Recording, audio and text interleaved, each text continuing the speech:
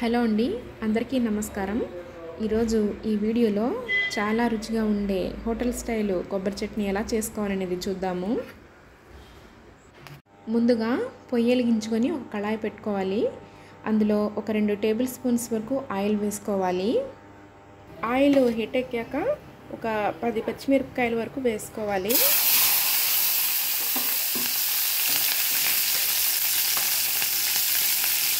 పచ్చిమిర్చి ఆయిల్లో వేసే ముందు కాస్త ఘాటు పెట్టుకోవాలండి, లేకపోతే ఆయిల్లో వేయగానే అవి పేలుతాయి. అందువల్ల కాస్త ఘాటు పెట్టుకొనైనా లేకపోతే 2 ముక్కలుగానైనా చేసుకొని ఆయిల్లో ఫ్రై చేసుకోవాలి.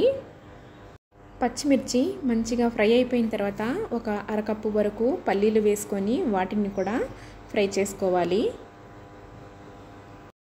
పల్లీలు కూడా ఫ్రై అయిపోయిన తర్వాత చిన్న గోళీ సైజ్ అంతా చింతపండుని తీసుకొని 1 నిమిషం పాటు ఫ్రై చేసుకోవాలి. ఆ వేడికి అది మెత్తబడిపోతుంది.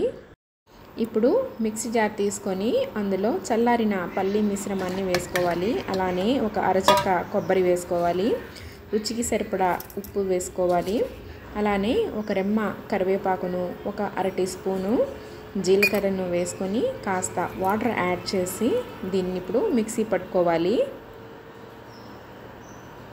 వాటర్ అడ్జస్ట్ చేసుకుంటూ మిక్సీ పట్టుకున్న ఈ చట్నీని ఒక బౌల్లోకి తీసుకోవాలి.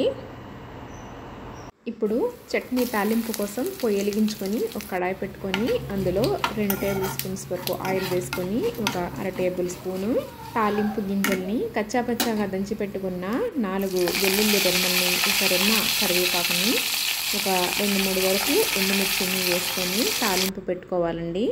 తాలింపు అయిపోయిన తర్వాత అది పచ్చళ్ళలో కలుపుకోవడమే.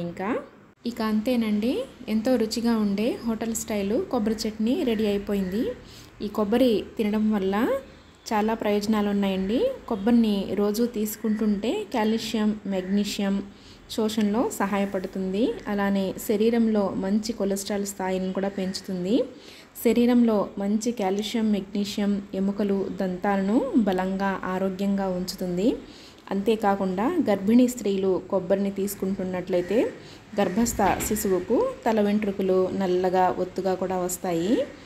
అలానే ఎముకలు, దంతాలు సంబంధిత సమస్యలు రాకుండా ఉండాలంటే కొబ్బరిని ముక్కలుగా చేసుకొని రోజు తినాలండి.